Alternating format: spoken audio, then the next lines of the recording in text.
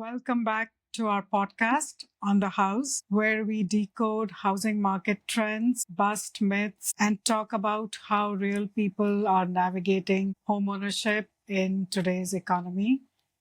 My name is Reena Agrawal, and I'm a senior research economist at Veros. And my name is Eric Fox. I'm chief economist here at Veros Real Estate Solutions. And today we're going to be talking a little bit about, I would say, a very quiet, maybe unnoticed, but very powerful trend that's currently underway in the U.S. housing market with respect to the demographics of homebuyers and how that has been changing over the past decade. So, who is buying homes in 2025 and who is not? And what are the reasons behind these shifts? So, we will be exploring these. So, if you rewind to 2015, a decade ago, a third of home buyers were people who were 34 years or younger, and this was essentially the millennials. And the boomers were buying around 31% of the homes. And if you fast forward it to today, that is 2025, people who are 34 years or younger, their share of home purchases has dropped to 15%. Oh, wow. While the share of home purchased by boomers has gone up to 42%. And I just want to point out here that these statistics and a lot of other statistics that we will talk about in our podcast, they come from a report published by the National Association of Realtors. So I just want to give them their recognition. So we will be exploring why these shifts are occurring here in the housing market, why boomers are buying more homes, whereas younger adults are buying fewer homes. So this just is not a shifting trend due to demographics. I think we all knew that baby boomers were going to age. And when they aged, we knew there were going to be some things that perhaps changed in the housing market. But Reena, those statistics you just described are pretty dramatic shifts between the less than 34-year-old versus the baby boomer in just the last 10 years. That's pretty dramatic. I was kind of chuckling the other day. I was seeing some little shorts on YouTube, and the younger generation was complaining about the baby boomers. And one of the things that they said was, boomers are selling their houses now for $2 million after buying them in 1980 for 7 raspberries. So I think that, all funniness aside, there is definitely some concern here by the younger generation that it's very difficult to purchase a home today.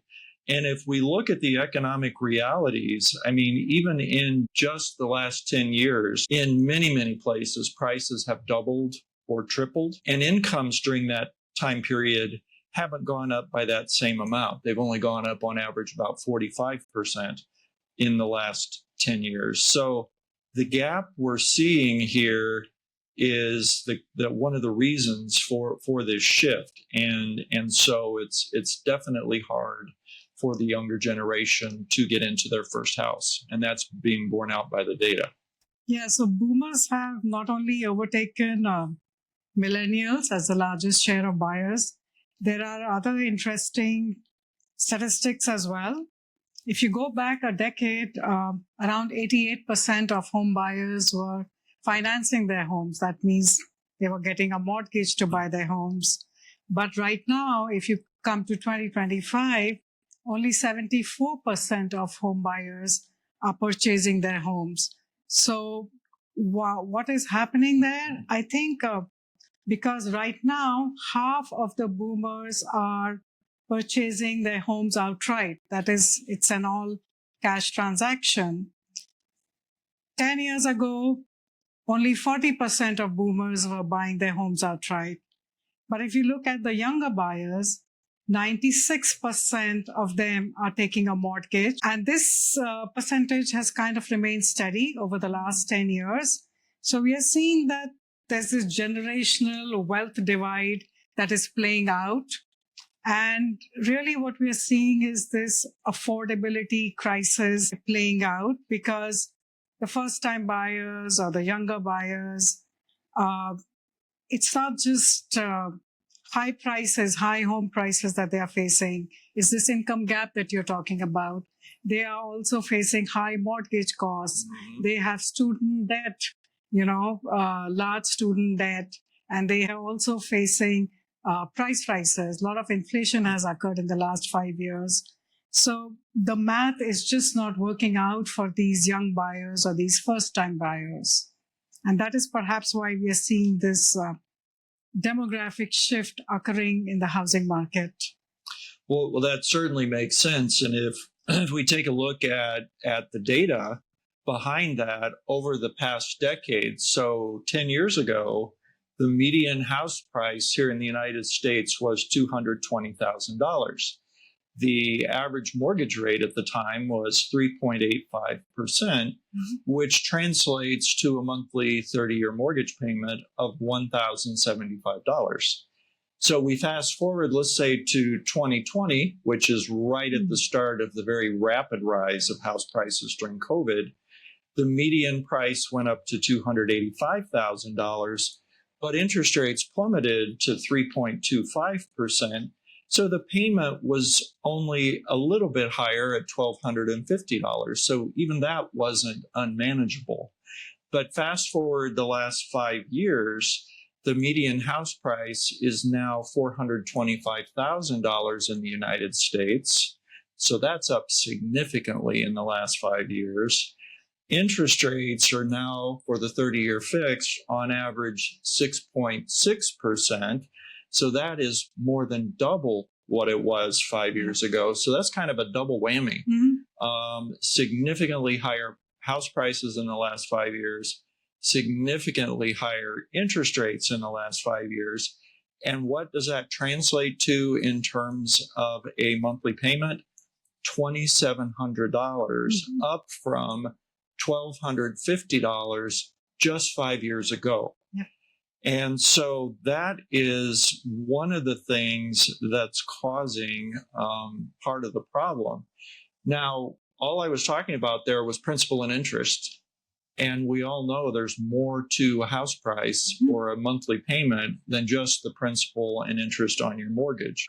It also includes insurance costs, your homeowner's insurance, which is up 40% since 2019. Property taxes, there's an element of your payment that's that, which is up 14% since 2019. And the annual housing cost increase is over $17,000 just for that. So that's up significantly. And yet again, wages have gone up only 20% over the last 5 years, 45% over the last 10 years. So wages aren't keeping up and allowing these new home buyers to get into the market.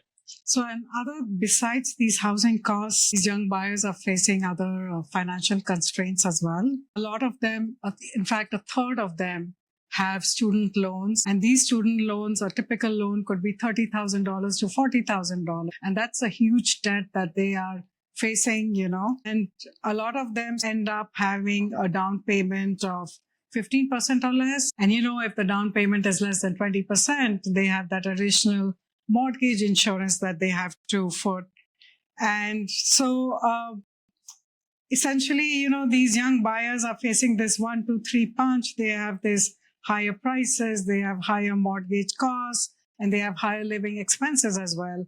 So really, that's why the math is not mathing, the incomes are not keeping up with this rising prices everywhere. And people who are older, they tend to suggest that the young people are not saving enough and they would rather spend on fancy travel and other extravagant items, and using a very cliched phrase, that they are spending on avocado toast rather than saving up money. So what do you think? Is this a reality? Is this a myth? What is really happening out there? Well, according to a YouGov poll, nearly half of all millennials have said that travel is an important goal for them in the next 5 years. More important than being debt-free or advancing their careers. So many of them are engaging in what is called, soft saving. So maybe not aggressively saving like the baby boomer generation did, but choosing present enjoyment over saving aggressively for the future. So one of the things, that kind of caused me to think about is maybe Gen Z. We've talked about, baby boomers having all of this equity in their homes. Are they thinking that they may never have enough money to buy a house? I mean, the numbers we talked about just a few minutes ago for the housing payment are very stark. It's like, how do you even begin to talk about affording a double mortgage payment over what the mortgage payment would have been just 5 years ago? Right. So are they saying, maybe we just can't get there from here, so let's just stop trying? Let's enjoy our personal satisfaction today.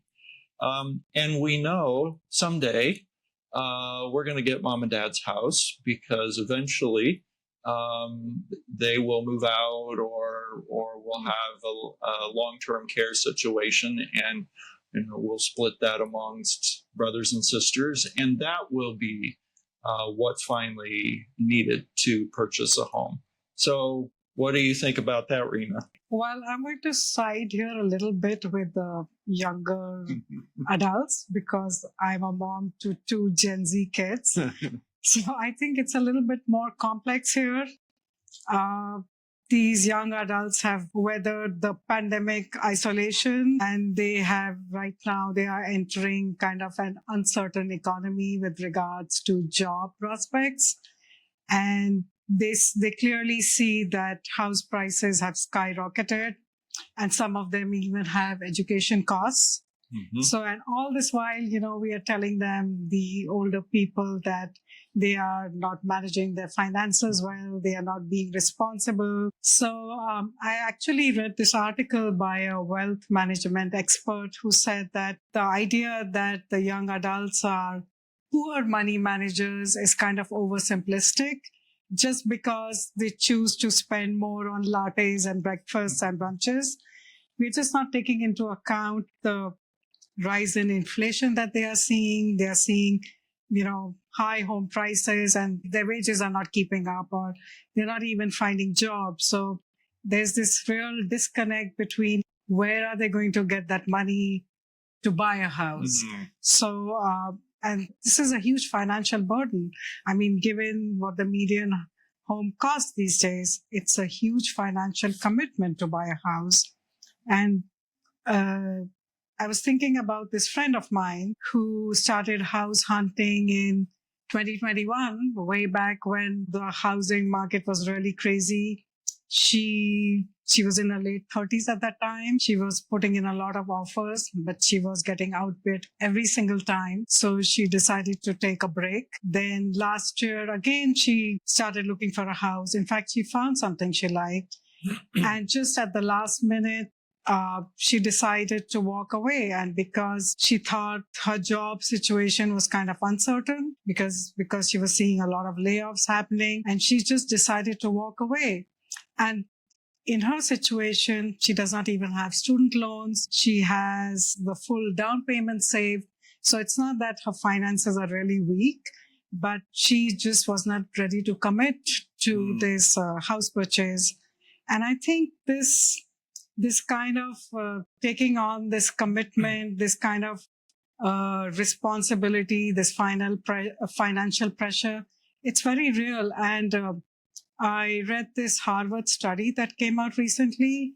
And according to that study, a person needs around $127,000 as an annual income to buy a median priced house. And of the 46 million people who rent right now, only 6 million people can reach that threshold.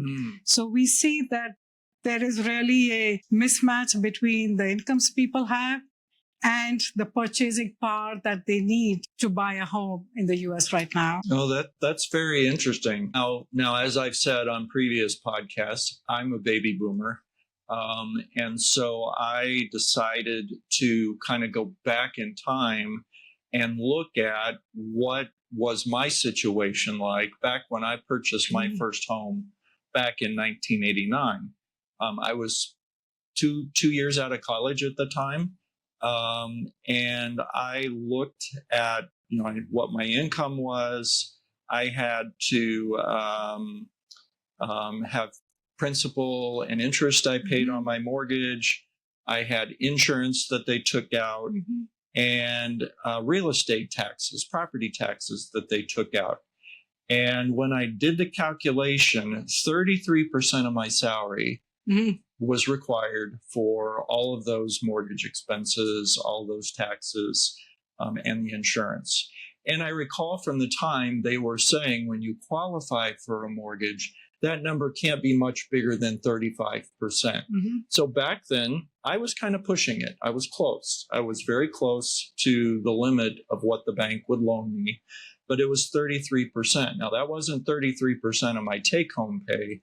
That was 33% of my salary, from which taxes got deducted, federal taxes, Social Security taxes. So it was actually a much bigger percentage than that I was my take-home pay. So I thought to myself, what if I looked at what that house is worth today? What are the insurances and property taxes for that house today? And if I were just 2 years out of college today and I had a very similar job in that part of the world, what would my income be? Now, there's some assumptions here that it's an apples to apples job when I was looking through Indeed.com to try to find that. Well, what I discovered was that if I looked at the house price, it's 6 times more than what I paid for. If I looked at the interest rate, now the interest rate I paid was 9.5%. The interest rate today is only 6.5%. So that's an advantage. But when I looked at property taxes, those were much higher. But when I calculated my payment plus all my expenses, it would have been 64% of my salary today, up from 33% back in 1989. Well, that's pretty much all of my take-home pay. I mean, after I pay my federal taxes, my Social Security taxes, that's almost everything. I don't even know how I begin to do that. I can't imagine. It's a showstopper. Yes, so no chance of, fancy brunches for sure, or no fancy travel at that time. No. So I'm not sure what that would mean. Would I say instead of buying a house, I would have to live in a very tiny condo? Instead of living in a relatively nice area, which I did, I would have to live in an area that wasn't so nice. But something would have to give. Maybe I would have to have 2 roommates instead of none. But I couldn't, there's no way the math would work. So we've been talking about the younger adults who are finding it very difficult to match up their finances to the current home price situation. But what about the baby boomers? What's happening with them? What is driving their home buying? I mean, they have overtaken the millennials as the largest generational group that is buying houses right now. So why do you think that suddenly this older generation, this group of people who are aged 60 to 78 years, why is it that they are buying a majority of the homes in the U.S. right now? Well, I think a lot of them, as you mentioned earlier, they own their homes outright. So quite frankly, they don't care what interest rates are. They don't care about this lock-in effect we've talked about, where people who had mortgages from 5 years ago and they have a 2.9% mortgage rate, they don't care because they own their house outright. They can sell their house for a big profit and buy another house that's outrageously expensive. So they do what they want. And I think, what is it that they want to do? Well, I can tell you firsthand, I have some friends, and they have a second house. It's in Minnesota. And I said, oh, you have your house there just to get out of the hot weather. in Arizona in the summer. And they said, oh, no, that's where our son and daughter-in-law lives and the two grandkids. And we want to be close to the grandkids. We get to take them to school. We get to go over to their house and help them with dinner, prepare dinner. We get to run them to all their activities. And so we want to be there for the grandkids. So they bought a townhouse within a 5-minute walk of where their son and daughter-in-law lives. Well, then I was at an event with them here about a month ago, and they were all upset. And I said, what's going on? And they said, our son has decided he wants to move to a house that's about an hour away from the current house. And that's too far for us. We have to sell our house now and move to another house that'll be even closer to, that'll be also close to the grandkids. So now they're in the middle of a process of selling their second house in Minnesota and buying another second house in Minnesota that's about an hour away from the current one, that's an hour closer to the grandkids. So the grandkids is an example, or the kids is an example. Longtime friends. I know some people reconnect with longtime friends. We have a neighbor. They graduated a school in Ohio, and now they are doing a second home in Ohio so they can be near all their college buddies and play golf in the hot summer months. A lot of people, who, especially those people who grew up in the Midwest or in Northeast, they want to be in warmer climates like Florida in winter. So they're moving to those kinds of areas. So I think it's the flexibility that generation has, that all this noise with the economy, they don't really care. I actually have a similar story to share.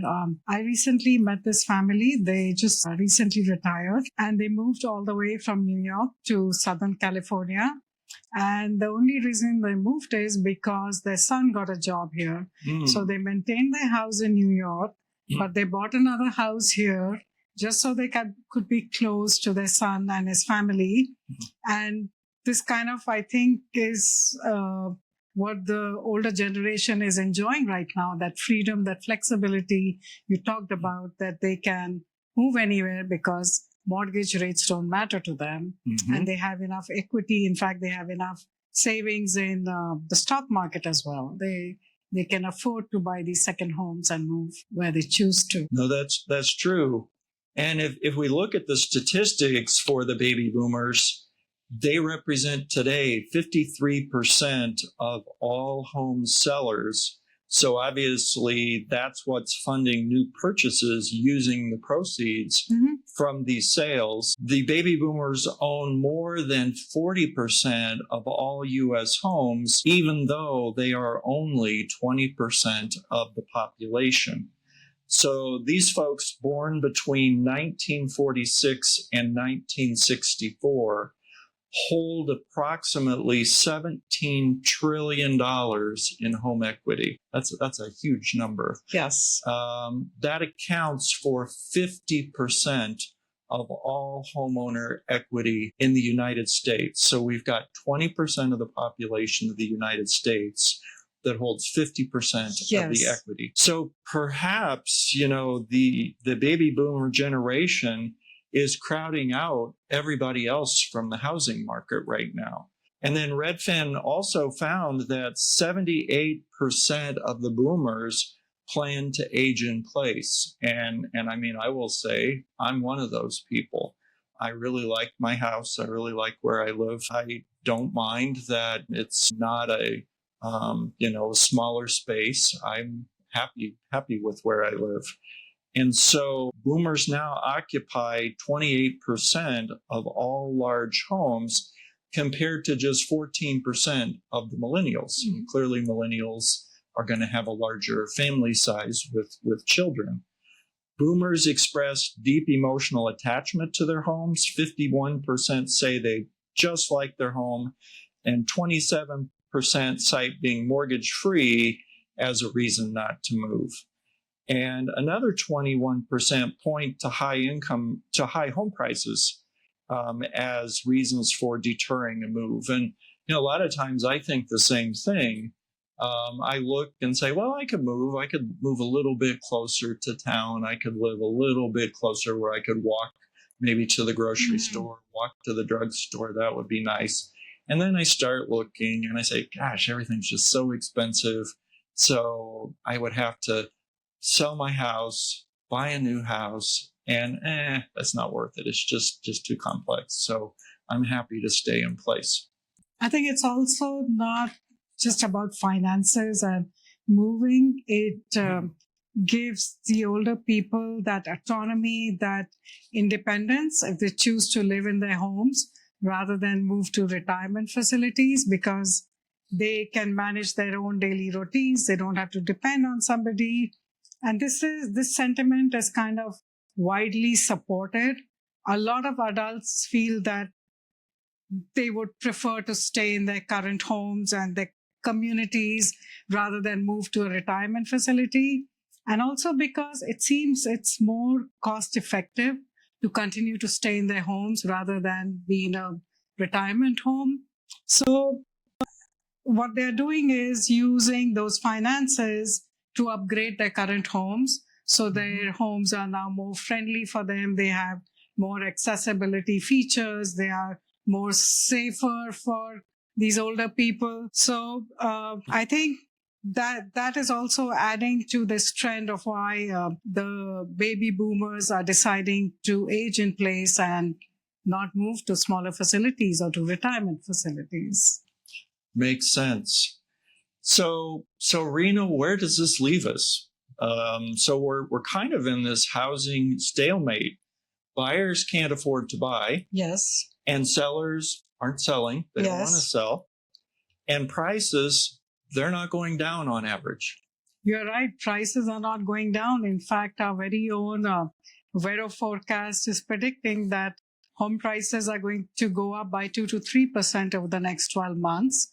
And why that is happening? Because housing supply is still very tight. And this is because sellers are sitting on $34.5 trillion worth of home equity. Mm-hmm. And this is up from just $20 trillion 5 years ago. So sellers can afford to stay where they are. They don't want to sell their homes for all the reasons you talked about and I talked about. So supply is short, home prices are rising. So we are kind of in this stalemate, I think.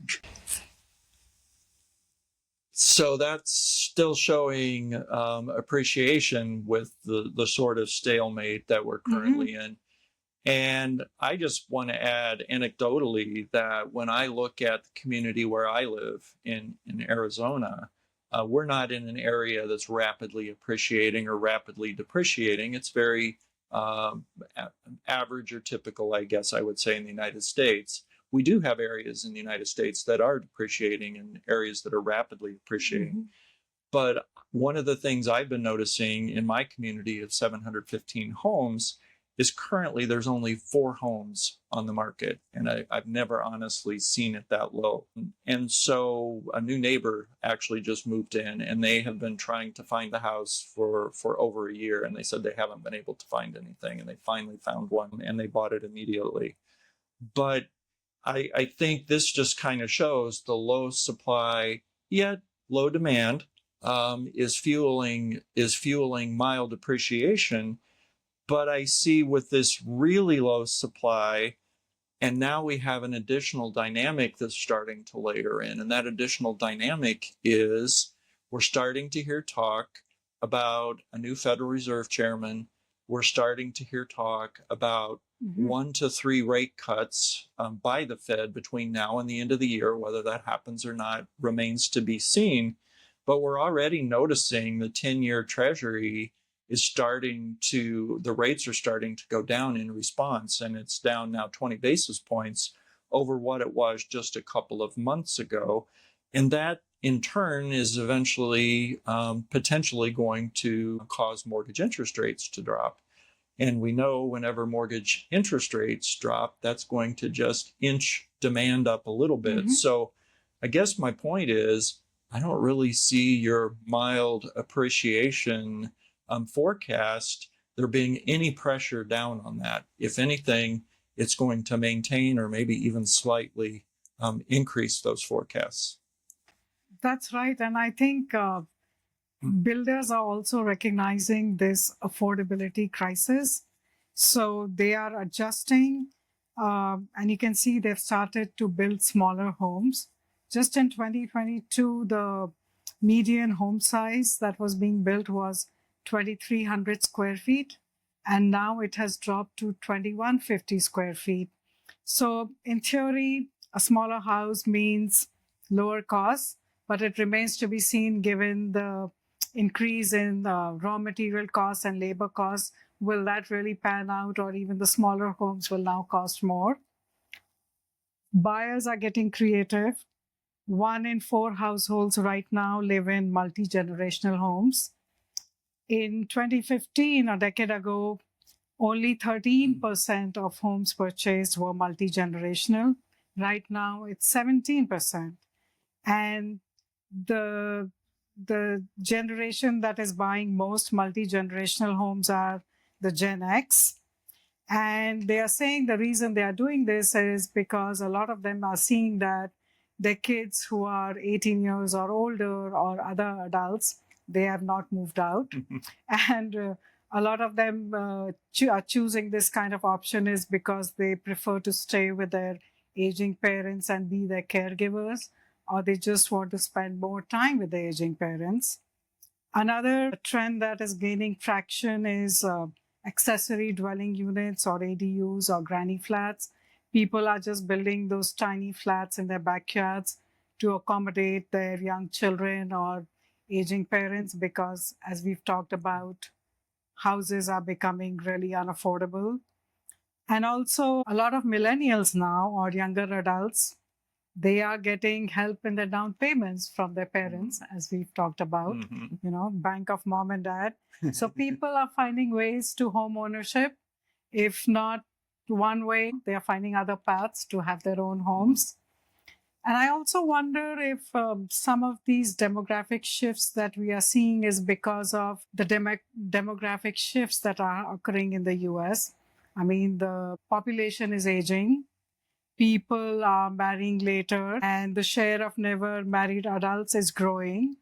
So I'm not sure about the cause and effect if one is causing the other, but this is perhaps being reflected in the home buying trends that we are observing. That's very interesting, Rena, your comment on the multi-generational housing. And if we look like in Europe, for example, in Germany, for a long time, they've lived that way. Mom and dad might live in one area, grandma and grandpa might live in another area, and even the kids with a married spouse or young family might live in yet another area. And that's very commonplace. So maybe that's sort of the start of something similar here in the United States. I don't know. Perhaps it is because I see those trends in India as well, where grandparents and parents and kids, they live in the same house. It works, both ways. Kids take care of their parents, parents take care of their grandkids, so it works out really well. And it's not necessarily a bad thing, but Yes. I guess historically for the United States, it's a very new thing. So really, to sum it up, the typical U.S. home buyer is now older. They're more financially secure and maybe more likely to buy for their family, as you've just mentioned, not just for themselves. First-time buyers are definitely struggling under the weight of the rising costs, and many repeat buyers are locked in place. But even in this challenging market, people are adapting with smaller homes, pooled resources, multi-generational living, as you mentioned. The housing market may be stuck in some ways, but definitely it's evolving in others. Now, this next statistic I found really interesting. Boomers are projected to be a total population in the United States of 65.6 million people this year. So they're going to be between the ages of 61 and 79. So if we fast forward that to 10 years, we expect that to be, instead of 65.6 million people, we expect that to decline by 23% or 15 million people. So that's down to around 50 million people. That's a lot. So that's a significant drop. And as baby boomer parents age, 68% of millennials and Gen Z have received or expect to receive an inheritance, according to a survey conducted in USA Today. So if projected that it's projected that baby boomers will pass down more than 84 trillion over the next 2 decades, which averages about $320,000 per person. So is this shift that's coming in the next decade, is this what potentially will finally unfreeze the housing market? Perhaps that's why the younger generation is traveling. But even though this great wealth transfer that you talked about that is anticipated, the reality is nuanced, I feel, because I read about this survey that found that only 22% of boomers actually plan to leave an inheritance. And only 11% consider leaving an inheritance to be their most important financial goal. And there are 40% of boomers who have not even made a will yet. So that is really interesting. And I think they intend to enjoy their wealth rather than distribute it early because they have longer lifespans now and they can see that healthcare costs are rising. So probably they anticipate to spend a lot of their wealth on themselves. Another statistic that I read, perhaps a little bit morbid, this is a Mortgage Bankers Association report.